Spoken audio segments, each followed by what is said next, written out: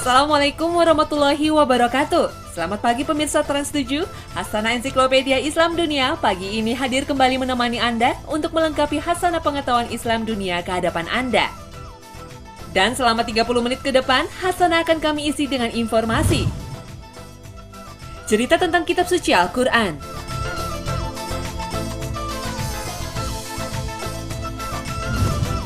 Benteng bersejarah Islam dunia. Aneka jenis makanan yang diharamkan menurut Al-Quran.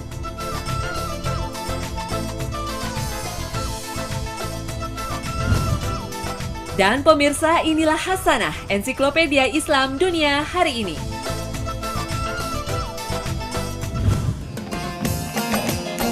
Kitab suci Al-Quranul Karim menjadi pedoman kaum muslimin menjalani kehidupan di dunia. Kitab suci Al-Quran menjadi cahaya kehidupan manusia-manusia muslimin. Kitab suci Al-Quran menjadi warisan Nabi Muhammad SAW kepada umatnya. Dan bagaimana kisah lahirnya kitab suci Al-Quran? Kami jadikan sebagai informasi pembuka di hasanah pagi ini.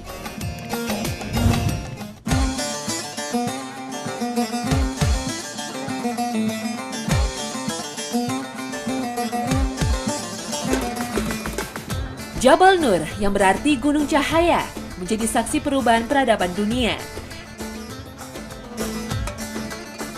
Terletak 6 km sebelah utara Masjid Haram di Makkah Mukarramah.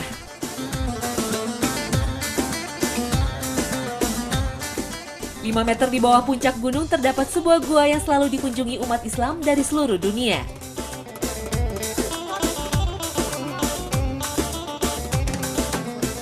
Medannya cukup sulit.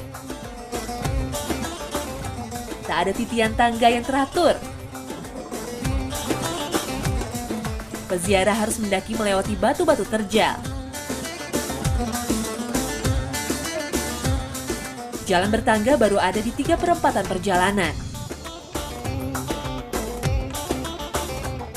Inilah Gua Hiro.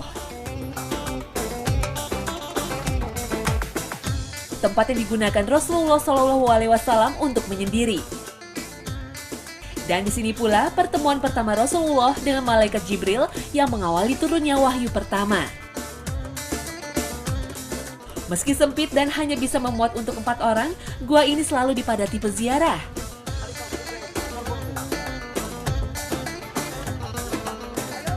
Sebenarnya tempat ini bukan lokasi yang dianjurkan untuk dikunjungi, karena bukan tempat suci untuk ibadah. Namun begitu, para peziarah selalu antusias untuk mencapai tempat ini. Nilai sejarah gua sebagai tempat pertama turunnya Al-Quran yang menorehkan sejarah awal Islam menjadi motivasi utamanya. Al-Quran diturunkan pertama kali di bulan suci Ramadan, bulan yang disebut-sebut Allah sebagai bulan yang penuh berkah dan sebaik-baiknya bulan. Itulah mengapa umat Islam di tanah air selalu memperingati Nuzulul Quran atau turunnya Al-Quran di bulan Ramadan.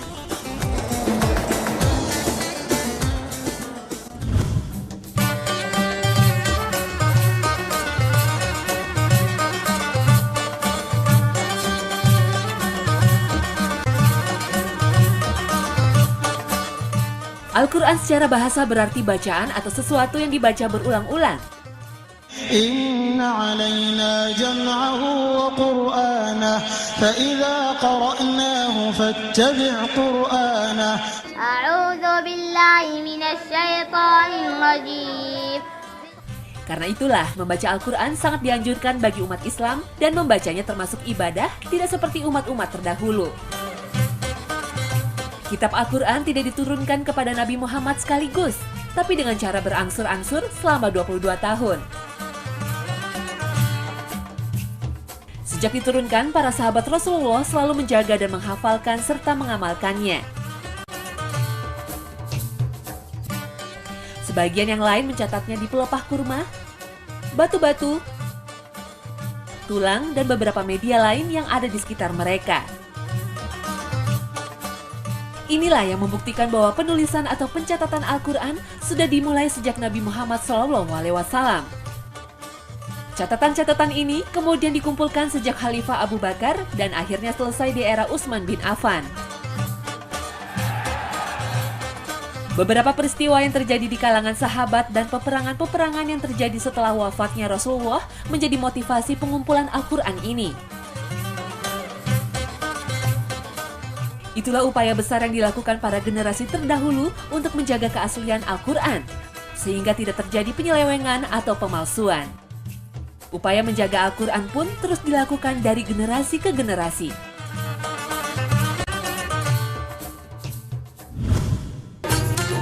Tak lagi ditulis dengan tangan, kini Al-Quran sudah terbukukan secara sempurna dan dicetak dengan cara modern.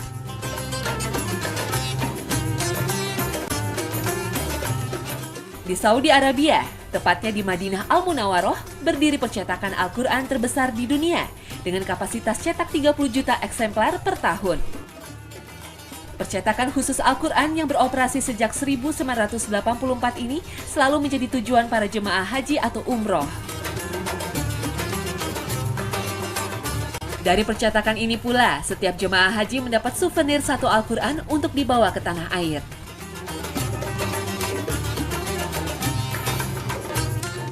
Sekitar 2.000 orang bekerja di percetakan yang bernama Komplek Malik Fad ini. 900 diantaranya para pengawas dan terdiri dari para ulama dan penghafal Al-Quran.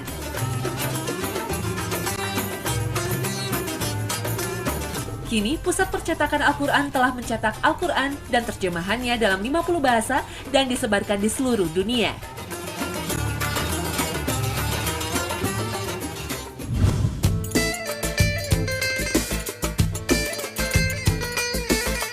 Sementara di tanah air, percetakan Al-Quran pertama baru berdiri tahun 2010.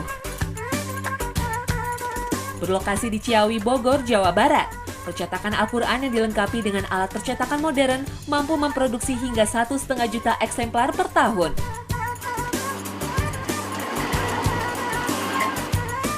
Untuk menghasilkan cetakan Al-Quran tanpa kesalahan, dibutuhkan bahan baku serba istimewa dengan proses yang ketat hingga 7 tahap di bawah pengawasan para ahli di bidangnya.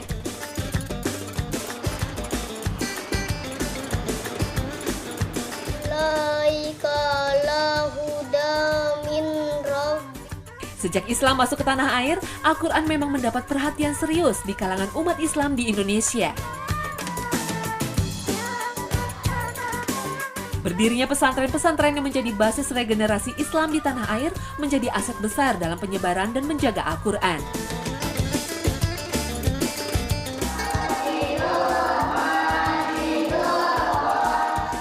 Pesantren-pesantren yang dulu lebih memfokuskan pada pendidikan agama pun semakin banyak yang memberikan porsi hafalan Al-Quran.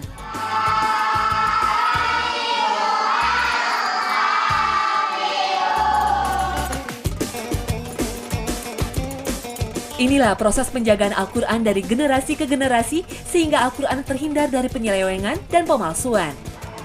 Ini pula yang merupakan proses keterlibatan manusia dalam menjaga kemurnian Al-Quran.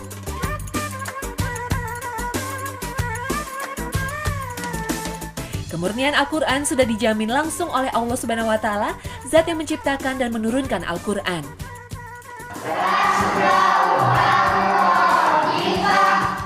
Inilah satu-satunya kitab suci yang mudah dipelajari, bahkan sampai dihafal oleh jutaan umat Islam di seluruh dunia. Bagaimana sejarah kejayaan Islam jika dilihat dari peninggalan berupa benteng-benteng besar di dunia? Hasanah Ensiklopedia Islam Dunia akan mengulasnya sesaat lagi usai jeda berikut ini. Tetap di Hasanah Ensiklopedia Islam Dunia, karena Hasanah akan segera kembali.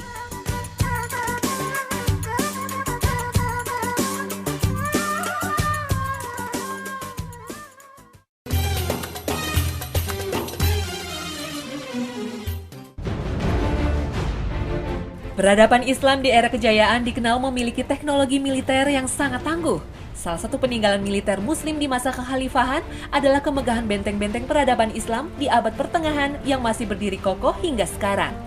Inilah sejumlah benteng bersejarah dalam Islam.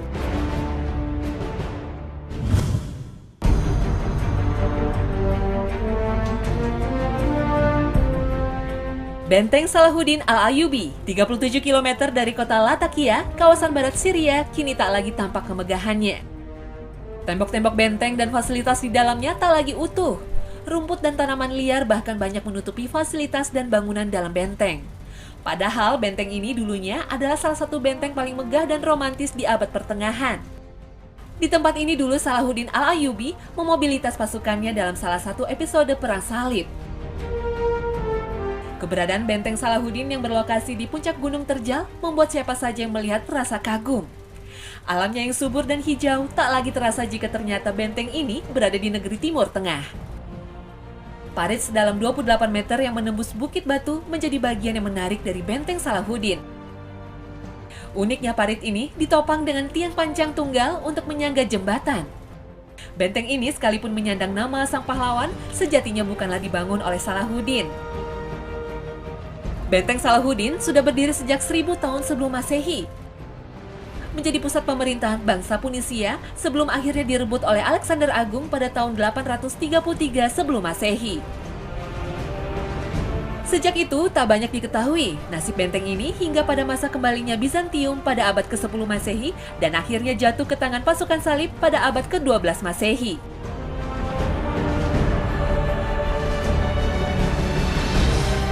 Pada tahun 1188, Salahuddin Al-Ayyubi merebut benteng dari pasukan salib.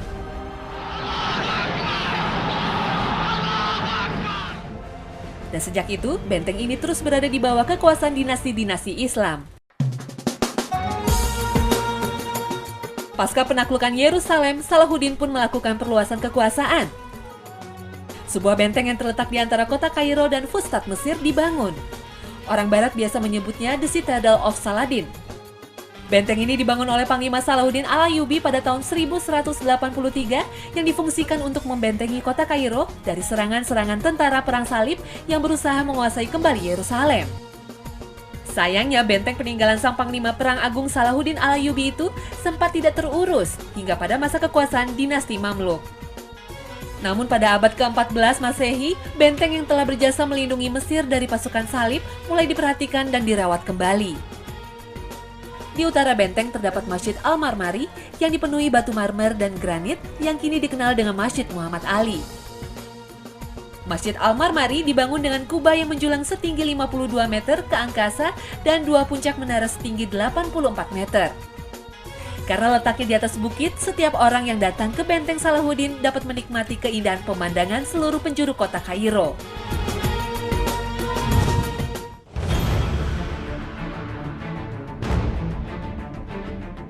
Orang Arab menyebut benteng kokoh di puncak gunung ini dengan sebutan Qal'at al-Hisan atau benteng berbenteng.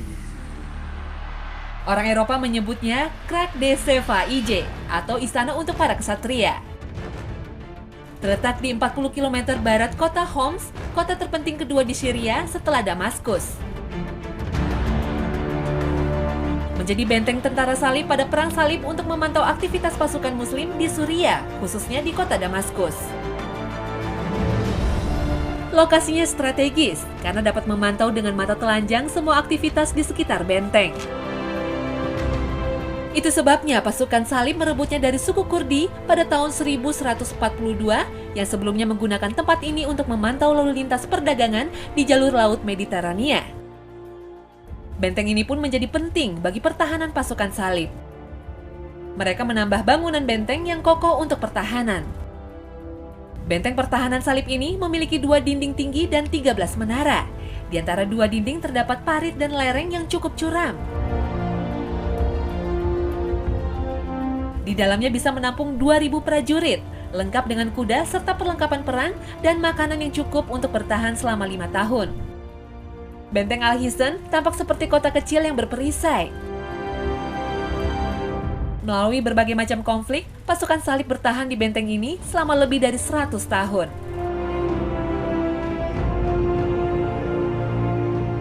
Namun pada tahun 1271, benteng Al-Hisan dapat direbut kaum muslimin di bawah Sultan Beyber dari dinasti Mamluk setelah pertempuran terus-menerus selama 1 bulan.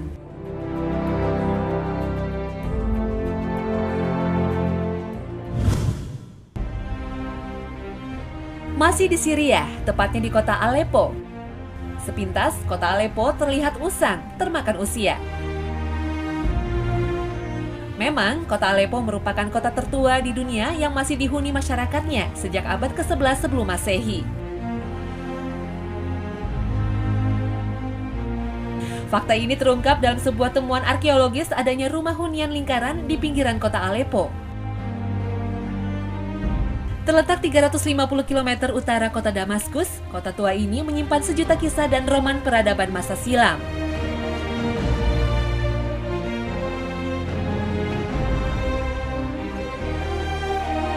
Sebuah benteng megah dalam bentuk melingkar menjadi saksi bisu adanya peradaban besar yang pernah mendominasi kawasan ini. Bangunan gagah yang melegenda ini berdiri sekitar 40 meter di atas bukit.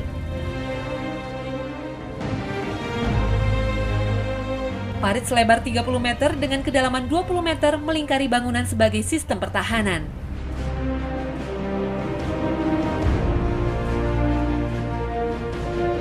Pada abad ke-4 sebelum Masehi, untuk pertama kalinya di tempat ini dibangun markas militer untuk pertahanan kota oleh pendiri kerajaan Seleucid. Posisinya yang sangat strategis menjadikan tempat ini jalur perlintasan dagang terpenting antara kerajaan-kerajaan Mesopotamia dan Mesir.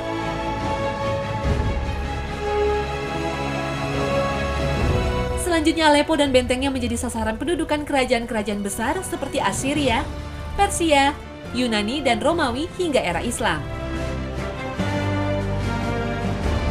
Pada tahun 637 Masehi, pasukan Islam di bawah komando Abu Ubaidah bin Jarrah dan Khalid bin Walid berhasil memasuki Aleppo melalui Antakya. Benteng ini juga merupakan kastil tertua dan terluas di dunia.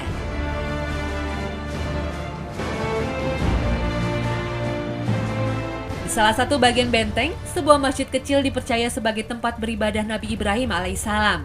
Bapak para nabi ini singgah di tempat ini selepas berkelana menyusuri sungai Efrat lantaran penduduknya yang sengsara meminta bantuannya. Di tempat ini, Nabi Ibrahim dipercaya memerah susu sapi putih dalam jumlah besar. Itu sebabnya daerah ini dinamai kota Haleb atau Aleppo yang artinya memerah susu.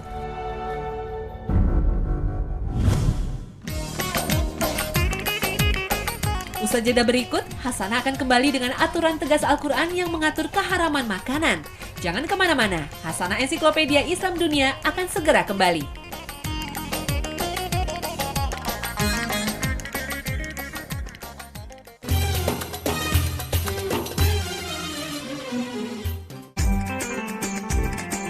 Terima kasih Anda masih bersama Hasanah Ensiklopedia Islam Dunia. Pemirsa Hasanah, informasi di paruh ketiga ini akan kami isi dengan aturan tegas dalam Al-Quran yang mengatur tentang keharaman makanan. Sebaik-baiknya makanan adalah yang tidak diharamkan ajaran Allah dan Rasulullah SAW. Dalam kitab suci Al-Quran disebutkan makanan yang diharamkan dikonsumsi oleh umat muslim.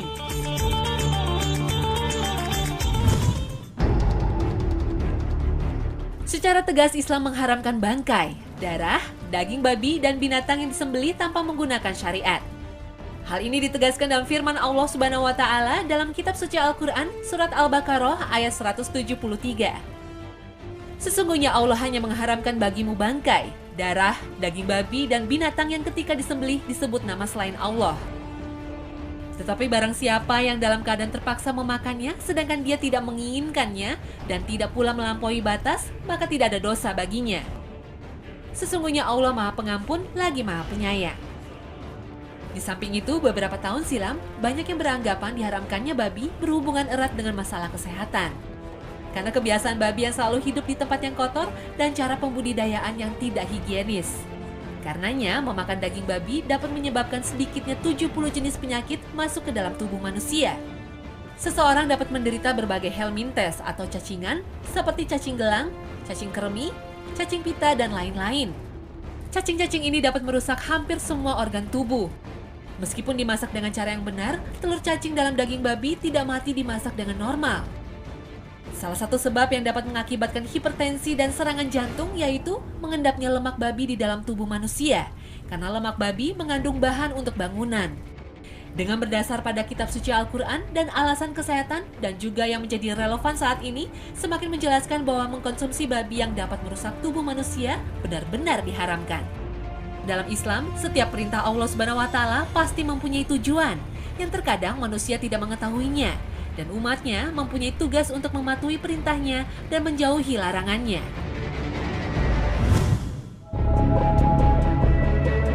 Darah sebagai olahan makanan yang dikonsumsi dalam bentuk marus ini, keharamannya sudah sangat nyata.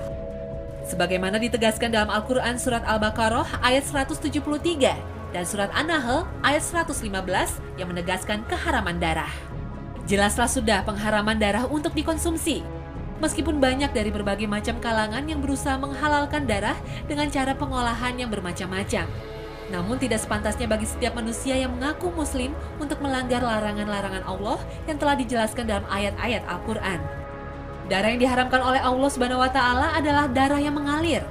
Adapun sisa darah yang menempel pada daging, maka tidak ada satupun dari kalangan ulama yang mengharamkannya. Bangkai atau hewan yang mati bukan karena disembelih atau diburu. Hukumnya jelas, haram dan bahaya yang ditimbulkan bagi agama dan tubuh manusia sangat nyata. Sebab pada bangkai terdapat darah yang mengendap sehingga sangat berbahaya bagi kesehatan. Bangkai ada beberapa macam. Yang pertama al-munkanikoh, yaitu hewan yang mati karena tercekik baik secara sengaja atau tidak. Al-mauqudoh, yaitu hewan yang mati karena dipukul dengan alat atau benda keras atau mati karena disengat listrik.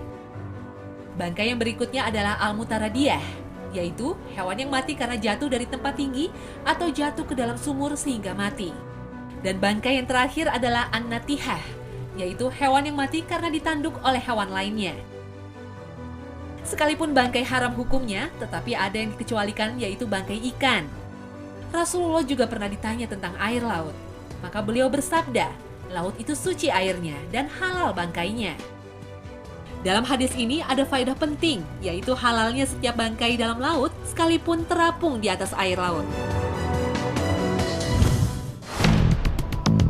Selain babi, darah, dan bangkai, ada pula daging binatang yang diharamkan untuk dikonsumsi, yaitu binatang buas yang bertaring dan burung yang bercakar. Rasulullah SAW pernah bersabda bahwa binatang yang memiliki taring dan cakar untuk menerkam mangsanya adalah haram untuk dimakan. Rasulullah melarang dari setiap binatang buas dan burung yang bercakar untuk dikonsumsi dagingnya. Dalam hadis-hadis ini secara jelas menegaskan bahwa haram hukumnya memakan binatang buas yang bertaring seperti anjing, harimau, singa, monyet, dan burung yang bercakar seperti burung elang bukan hanya makhluk saja.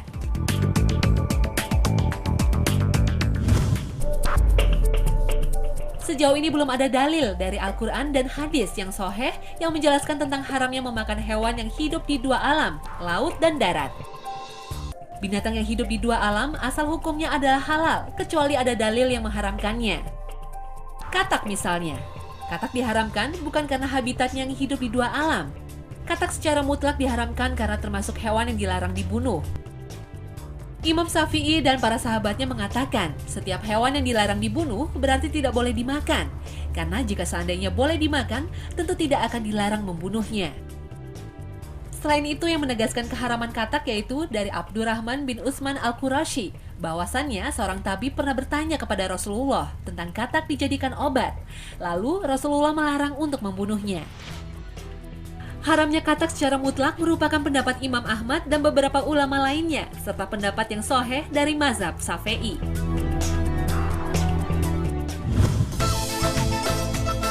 Nah pemirsa Hasanah, usai sudah rangkaian informasi menarik Hasanah pagi ini.